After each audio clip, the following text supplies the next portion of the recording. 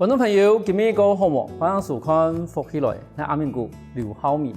天顿时代伊的改变吼，更加嘅金融嘅交易越来越方便咧。故事其实更加我哋金融嘅伊的诈骗嘛，越来越本人提供天顿我哋金融嘅伊的转变嘅时间，诈骗嘛越来越多。故事平常县政府都同我哋呢相关嘅伊的单位合作，对开始打击诈骗、认识诈骗都。主动诈骗嘅什么部分开始吼，我哋团队度嘅单位向下希望讲，可以把诈骗嘅机会越来越少。我哋今日有請到呢係我哋合作金庫銀行嘅胡宗文，有行人嚟到我現場，因為伊自家對主動打詐騙一件事情有幾多豐富嘅經驗，我哋馬上歡迎今日來賓宗文嚟到現場。宗文您好，主持人好，各位觀眾朋友大家好，我是胡仲文。中文，我想問一下哈，因為其實現在因為跟着我們的現在的金融的交易越來越方便嘛哈，因為以前我們可能幾多事情可能做事情嘅時候可能要用銀行去臨櫃啊或什麼之類的，但是而家因為數據嘅去交換啊哈，數據嘅去費錢嘅部分都幾多越來越多誒，嗰種是不是說我們這幾年我們所謂的金融詐騙的一個比例越來越高啦？哦，是的，嘿。在金融詐騙，我們現在形態上面哈，尤其是年齡跟金額上面有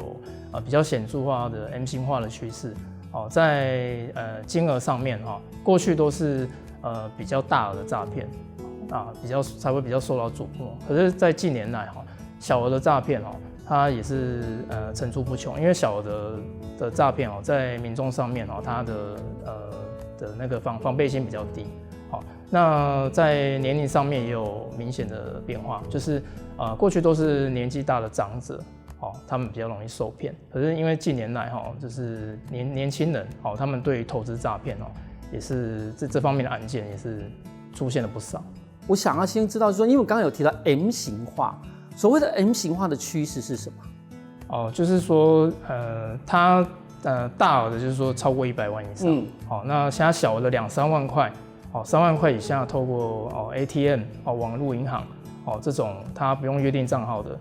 它大額跟小額就是逐漸就往這兩端去做發展。那年齡化也是就是說剛成年的，那跟那個65歲以上的界定的那個老人，大部分都是這兩個年齡層，都往這兩個地方靠。中間的像是中壯年、青壯年，反而就顯得比較少。大概是這個意思。仲文，像你其實你看起來很年輕嘛，哈，那你怎麼會開始去注意詐騙的事情呢？你是不是跟我們先，跟我們的觀眾朋友先自我介紹一下，好不好？你自己的一些經歷啊，或者說你怎麼會開始去關心詐騙這些事情？我在銀行業差不多是11年的時間了哈。那我經歷過的職務是蠻多，像大家常見的存款、放款外匯催收。還有融資性商業本票，一直到我現在目前負責的是叫電子金融人員跟洗錢專職人員。那因為我從小其實從國小國中開始就自己組電腦了。那進了銀行業之後，我對電子方面本來就比較拿手。再加上我對虛擬貨幣還有區塊鏈本身就有些涉獵了。所以那現在在金融詐騙，他們其實跟電子金融是緊密的連結嘛，所以我覺得這方面就是我會想要再多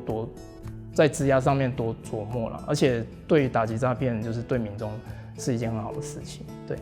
其實是看我的中文看我是按樣講樣，其實以前對於我哋的資訊嘅部分如果有興趣同時伊嘛喺我哋講打擊資恐一片有一個徵兆因為也係一個徵兆為什麼打擊資恐這部分它會有一個徵兆啊？因為它是一個很專業的一部分嘛。是，因為呢，在過去幾年我們金融同業其實有發生一件在美國那邊的分行啦，它因為有不法的金流沒有如實的呈報到美國政府，那它當時被裁罰了，就是上億台幣的天價罰款了。那大概從那個時候開始我們金融同業就是意識到在這一塊的不足啦。而且我們更意外的是，我們台灣同時是亞太反洗錢組織的會員創始國。好，那从那几年之后，就是金融同业被裁拔之后，我们的几年的反洗钱的评鉴，好，大家金融同业人员的那个神经都绷得非常紧。好，那从那个时候开始，台湾就逐渐出现了需要这种官方认证的证照，好，去让我们能够充实这方面的专业。嘿。那像这样子的证照的话，是说协助我们的客户去辨别，就是说，他的他的钱可能会流汇到一个非法的组织，还是说，其实是你们去看到，就是说，这整个的过程其实都是非法的。我们是不管是客户的钱流向非法，或者是非法的分子他们来银行去直接去进行这样子金流的转换，我们是全面性的去辨别，那辨别的里面的洗钱的态样有很多种。那总之我们就是要去揪出当中的受益人，受益人就是指一般最常见诈骗集团里面的首脑，还有其中的那些成员，也就是所谓的车手。那我们回到我们刚刚开始所提到的 M 型化的部分，那其实以你屏东的一个合作金库来说的话，目前屏东来说的话，是哪一类型的诈骗行为会比较多？大概是有3类了。是。主要第一类最高的比例是投资诈骗嘛。投资诈骗。那这个大概就占了90%了。好，那剩下的第2跟第3，第2大概就是爱情诈骗嘛，交友诈骗。那最后一个就是比较少见的，有些就是有关解除定期分期付款那一类的，网购的诈骗。对，投资诈骗呀部分的话，一般人应用去，他是怎么去接触到投资诈骗呢？一般人来说，他都会透过什么样的管道去接触到这种投资的，就是说诈骗分子借由投资的方法去引诱他们的。其实诈骗集团他们是无差别化的乱枪打鸟式的去投放。不管是透过 FB 的 ES 广告，或者是他们就是利用那个简讯，发送一些诈骗的连结，他们是不分对象，就是一网打尽式的。那如果说你本身是比较有在投资的人，那你如果起了这种贪念，觉得那我可以透过这个赚一个外快，那其实你就会落入他们的圈套里面，对。因为其实讲贪念啊，我相信贪念每一个人都有，因为其实应该穿钱没按泳衣啦哈。可是医生我们从头会看到这种讯息嘛哈，就是说什么老师啊哈，跟着名牌哈，跟替人听音的讲，甚至现在都会有很多去仿冒，就是说啊，我是什么什么的理专，我需要跟你核对资料，请按以下连结。对，像这种。因为这也不算贪念，这是因为他就觉得说好像是什么什么理专哈，我是什么什么银行，那刚好那个银行是你真的是自己的银行的话，你真的就不小心点进去了。好，那假如说我的那观众朋友有收到按那的简讯，他上面真的就讲我迄人要银行的理专伊边我同核对人的资料，还没同来连下去。可是我怎么去确定说这个讯息它到底是真的还是假的？我个人是建议第一个你碰到这一类你不是很确定的简讯比较陌生的简讯，第一个就是通通就不要点击因为一旦你点击了，它会就是跳开到他们架设的假网站。那因为现在诈骗集团他们都非常的专业他们都有那个程式设计的人才直接照官方的网站1比1的制作，所以拟真度都非常的高。所以也就是说，民众其实根本都无从分辨。那点击了之后，你就有可能就是照着上面的内容去输入账号或是你的信用卡的资讯那你接下来就是发生诈骗的事件那我们如果防范呢，就是你去看上面的机关我是建议说电话的交叉求证不要急，先不要点，你先打回去给客服确认是不是真的有这样子的事件的通知那再来做点击也不迟。对。可是你说打回去给客服是照他上面的电话列着的电话打吗？还是说等这个阿姨请另外的电话一打吗？我们是要去找另外一个电话去打客服吗？当然，就是依照一般公开的资讯，你去网络上搜寻，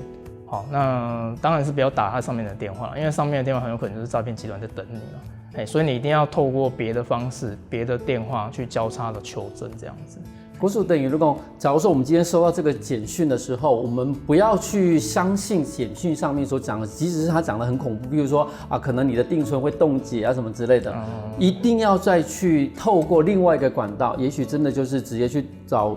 去搜寻银行的网站，然后去打他们的客服，好，甚至那这样子我可以直接报警吗？报警的话，因为警方他们是需要已经有犯罪行为，对，有受诈骗的受理事实发生了，是，那你可能只能去做检举啦，哈，就是检举，不管是电信公司，还是说这个他通知来的这个机关，说这个是不是你们？啊，如果不是的话，那这个可能你们要小心一点，你们可能已经遭受到盗用了，或是冒名了这样子。对，那报警的话，如果是还没有事实发生，警察可能不会受理的。对。好，嗰是中文同人讲，甲中方啊，咧书记上面吼，许多伊啲佢貼起啲伊啲信息，上面同講我哋愛從查資料啦，無都講可能也要金額啦，俾人凍結啦，我馬上係唔去回撥回去一件事情，一定愛從第三方去得到伊啲電話以後，再打過去，絕對唔好講，我都隨便你按入去，按入去以後，如再去輸入我哋個人嘅資料，因為也要網站，無都甚至你打電話過去嘅人，全部係詐騙集團。首先下我開到節目，我哋同講，馬上到愛情詐騙，我哋馬上過來喲。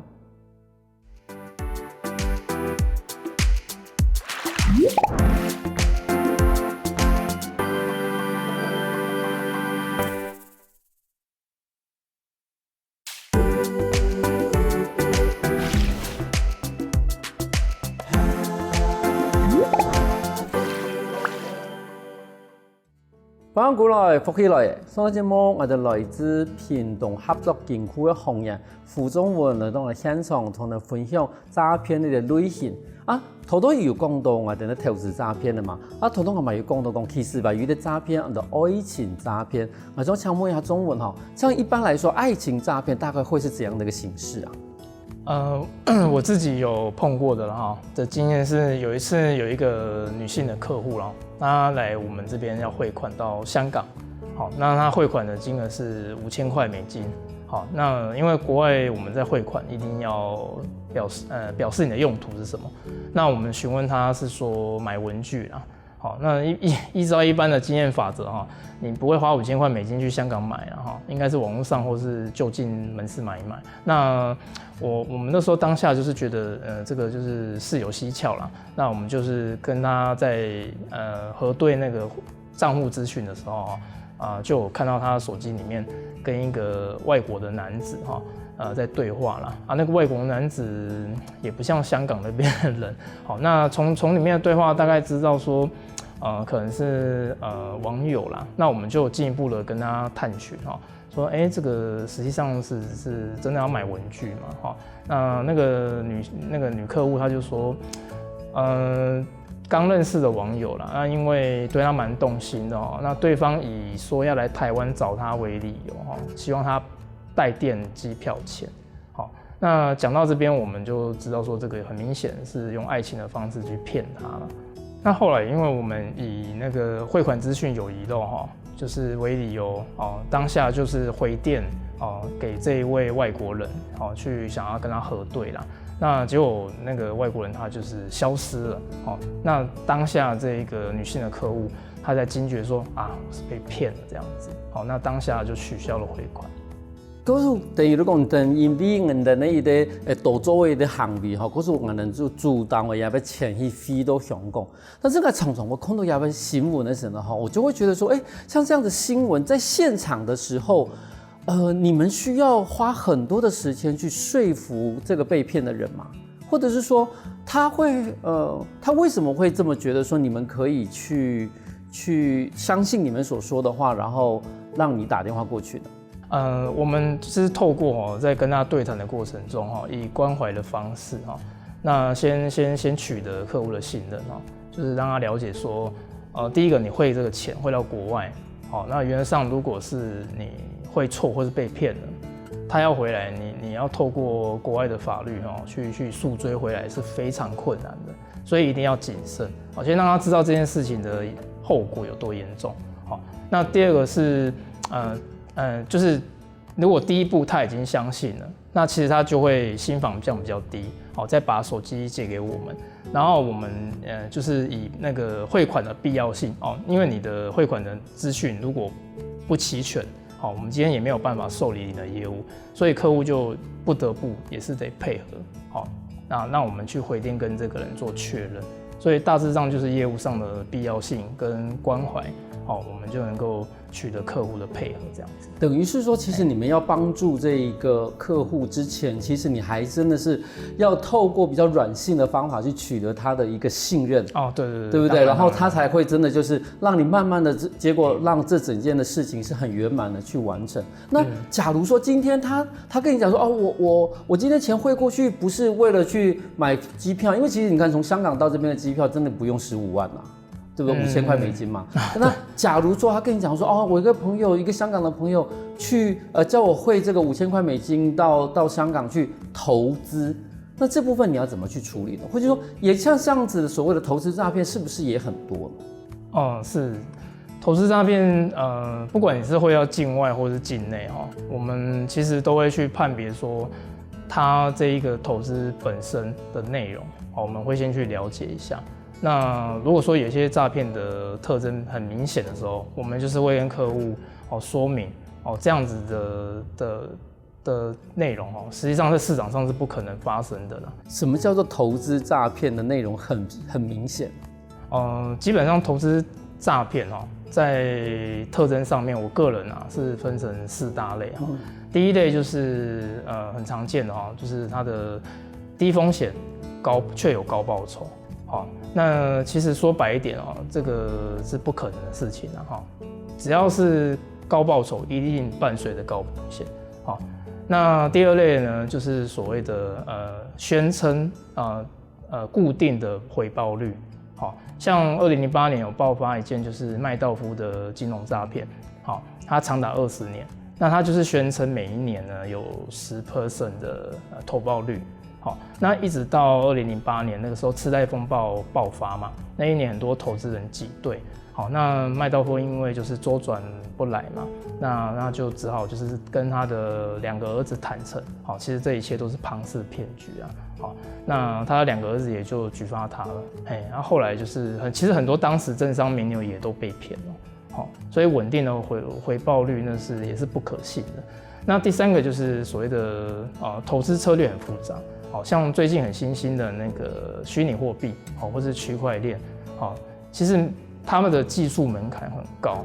那民众其实对这些东西没有那个时间心力去了解，那诈骗集团就是抓住这一点，所谓的资讯不对称，去让他掉入他们的圈套里面。好，那最后一个呢，就是官方的联络方式，就是很不透明。像现在就是很多 FB 的社团或是一页式的广告再加上LINE的诈骗的那种群组其实里面的人的照片跟名字都是不可信的。一旦你今天就是已经被他得逞了，他就马上封锁你消失了。所以一旦有出现这4个特征，我们就会非常提高我们的警觉性去跟客户做劝阻。对。像刚刚你提到那个4个的投资的，你自己觉得说投资诈骗的一个类型嘛可是我们先撇开第1个跟第2个，那第3个跟第4个其实就跟我们现在的生活是比较有息息相关的。第一个科技性，科技的话题，我们常常会讲说什么虚拟币以前你买的话现在涨成几倍了。然后第2个就是说，我们常常在某一个网站里面就可以看到说名人教你投资这件事情。那虽然我们现在都知道说它可能很大部分都是诈骗，可是对于我们的 timing 上，我们的大人来说，或我们长辈来说的话，假如我真的想要投资，那我要怎么去寻求正确的管道呢？这方面就是建议第1个，你一定要找有实体的。有实体的，不管是分行啦，还是说证券商，你可以直接去现场询问的。如果说透过网站上的，我们长辈他们对这方面本来就已经不熟悉了，那他们再进去点击，其实后面可能越点击越下去，他根本不知道到底是真是假。那就建议说你可不可以直接到实体，去跟真人去做应对，哦，这样做的话，才会提高你降低你被诈骗的可能啊。对，等于如果各种讲真实我哋嘅装备对我哋投资啊部分係有興趣嘅話，真實都建議到去到銀行嘅地方，或者是證券商裡面去面對面去找理專也好，或者是找我們的證券的服務人員也好，直接去問你所有興趣的。譬如說我真的是對虛擬幣有興趣，那我可以投資什麼樣的東西？至少你看到的是一個合法的金融一個機構，它的一個分支的賬號，而不是在網絡上面那些你根本完全不認識的一個算是結構也可以，或者是他的完全不認識的一群人，他所組成的。但是常常會遇到一個問題，就講，譬如講，剛才有人講我現在有一個賬戶沒有在用，那是不是有人就說，我是不是可以借用你的賬戶啊？因為他可能有一些什麼信用的問題，他沒有辦法開戶，那是不是可以暫時借用你的賬戶？因為以前我有聽過有這樣子的長輩，就是說啊，他有一些賬戶沒有動嘛，那就會有親戚啊，或者是親戚的小朋友跟他借這樣的賬戶，這樣的行為是可以的嗎？這個部分個人是完全建議是千萬不要哈，因為第一個你的賬戶如果借給別人，他就立即變成人頭賬戶了嘛哈。那第二個呢，是你很有可能因為他後續有實行犯罪行為，那你就間接的觸犯了那個幫助犯詐欺取財罪。好，那幫助犯大家可能比較少聽到哈，因為在刑法上面哈，幫助犯意思是說，你跟犯罪的這個正犯哈，就是主要的犯罪者，你跟他對這個犯罪都有共同的認識。就是知道接下來會發生犯罪行為，那你只是去幫助他，施以助力了哈。那如果說後續這個犯罪行為真的發生了，好，那你就會構成所謂的幫助犯。所以呢，那現在我們如果不管你是出借你自己的賬戶，或者是你的金融卡，或是你裡面的賬號密碼，你都借給別人去使用。那如果說後續那利用你這些東西的人，他去做了金融上的犯罪就是所謂的詐欺取財了哈，那你很有可能就會涉及所謂的幫助犯詐欺取財罪，所以建議是千萬不要借給別人。但是呢，其實歸多年講，我借出去，因為我也不知道他做什麼啊，那這樣子我們也會變成幫助犯嗎？這個部分其實在司法上是個案去認定啊，因為有的人他是知情的，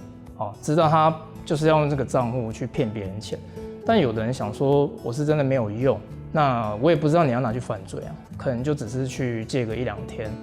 然後再還給我，那我可能就收一點租借費用，對，但是與其要冒險，不如就從頭到尾就是都不要借給別人嘛，好，不要因小失大啦，對對對。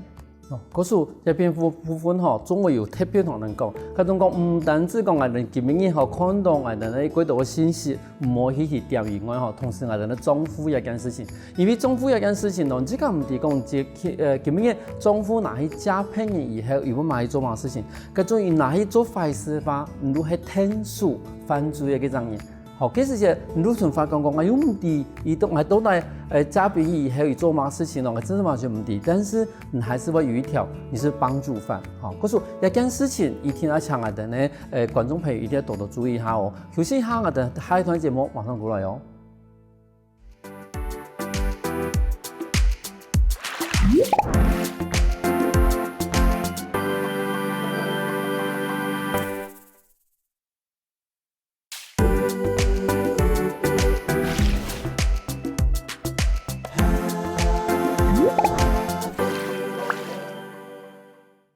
翻過來，福起來！上個節目我哋來自屏東合作金庫銀行嘅副總監洪仁來到我哋現場同你分享投資詐騙嘅類型。我想問一下中文哈，像邱醫生，你剛剛其實已經有分享到一些投資詐騙的一個類型嘛，好像你也很清楚的分成了4個類型。那常常我們會看到，就是說，突然我們的賬戶裡面突然天外飛來一筆錢，好，那匯來的人也不清楚是誰。不是我們自己的父母啊，不是我們的朋友。那個時候我們看到這筆錢的時候，我們要怎麼去處理啊？這個在我們銀行的客戶裡面也很常發生哦。那客戶就是發現賬戶怎麼莫名其妙多一筆款項哦。那通常很容易就是會有人就是說冒出來說，那个钱是他的他会直接跟客户联系，或者是请我们银行去转达请他把钱还给他因为汇错了嘛。那这个时候呢，我们第一个千万不要听信对方的指示因为呢他们会希望说你把钱领出来交给他，是因为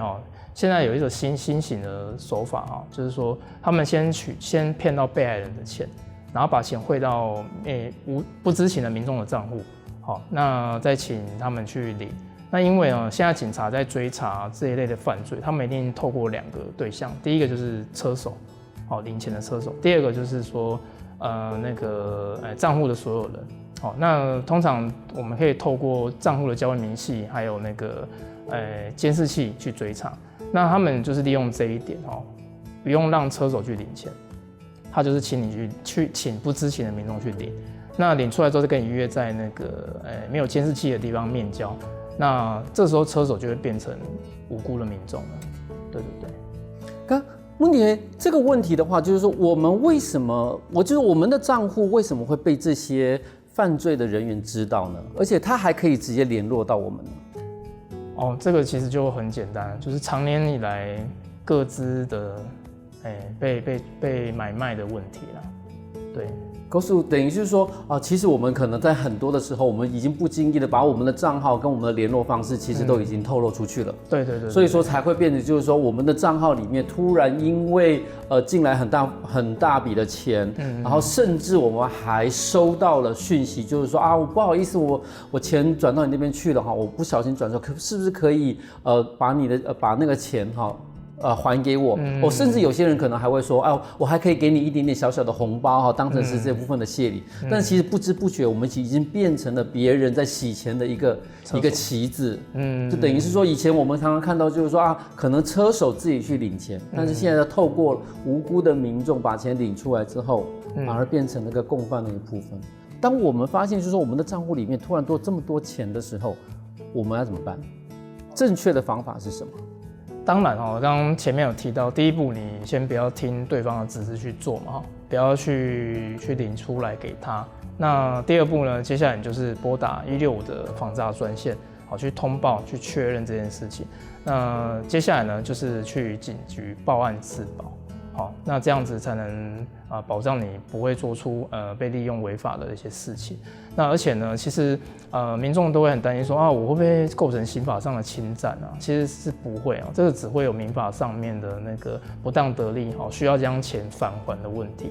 那只要你做了以上这些动作你有去报案自保，其实都不会损害到自己的权益。好，你看中文讲得够清楚你讲好一部分，因为我哋唔係真係骗人的錢入來，嗰種我哋唔可以用我哋講非法侵佔嘅部分但是最主要嚟講，體現而家大一6嘅反詐騙咧，佢哋天發體驗可以先去報警。先去報警，代表講發生安啲事情呢，而且唔係捱去調醫去聽騙股落嘅。安尼下擺，真係一件事情變成一個法律的事件的時間，如果可以證明講這個唔係有意去詐騙騙人的錢就如果講先把這個的一個我哋講身份體理清楚。所以說呢，假如說今天真的是很不小心，我們的賬戶被別人利用了。然後那個人被查到，就是說他可能真的是一個犯罪組織，以至於說連帶的我們的賬戶變成一個警示賬戶的時候，那怎麼辦？警示賬戶我先講它的定義它就是說依照存款以及疑似不法或顯屬異常的交易管理辦法規定它是指說司法機關不管是法院、檢察署他們就是因為偵辦刑事案件的需要。他們將通報銀行將這個賬戶列為警示這個叫做警示賬戶。那它還包含了一般常聽到的活期性存款、定期性存款，還有支票存款。那民眾如果今天如果說你是賬戶被盜用，或是你被誤設是警示賬戶的話那你可以攜帶相關的證明文件就是到自己戶籍的所在地，或者是你工作的所在地的警察機關去主動接受調查。那還有另外一類，就是你是因為一般的商業糾紛遭对方去通报，把你的账户列为警示，那你一样依照上述的方式，就是携带相关的证明文件，户籍到户籍地，还有工作所在地的警察机关，你一样主动接受调查。好，那这时候警方会跟你就是制作笔录嘛，然后让你填写就是民众申请解除警示账户的申请书，好，那再做后续的流程。但是呢，其实呢有一个就是说厘清上通常这个需要一段时间，或是会有一定的困难。那有2个方式会比较快。第一个就是说你申请将里面的这个争议款项随案的移送。那第2个呢，就是你跟那个汇款的人，你们主动达成和解，一样把钱还给他，然后你们就是出具那个和解书，给警方。那警方他们就在笔录里面，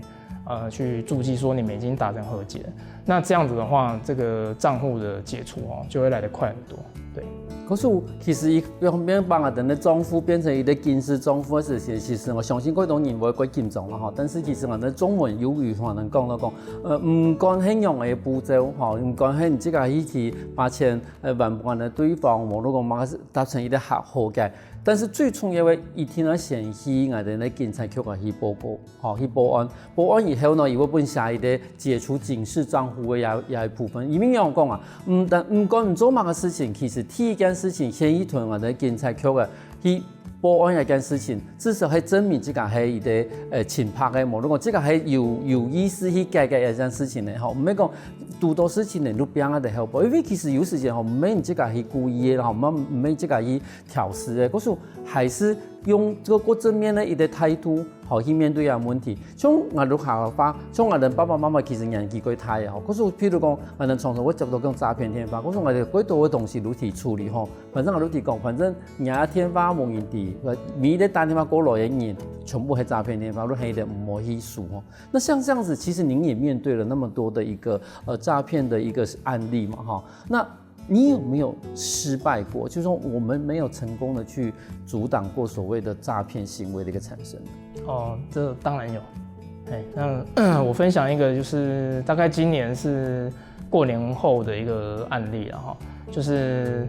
有一個伯伯啦，老伯伯他就是要來匯款，匯款到花蓮的一個女性的賬戶，那金額我記得是40萬元啦，就是不小也不大，可是在我們詢問他匯款用途的時候，他是說他是要裝潢家裡面啦，裝潢款啦，那依照我們一般的經驗法則，就是一般比較年長的長輩，他們在晚年的時候比較不會裝潢家裡啦。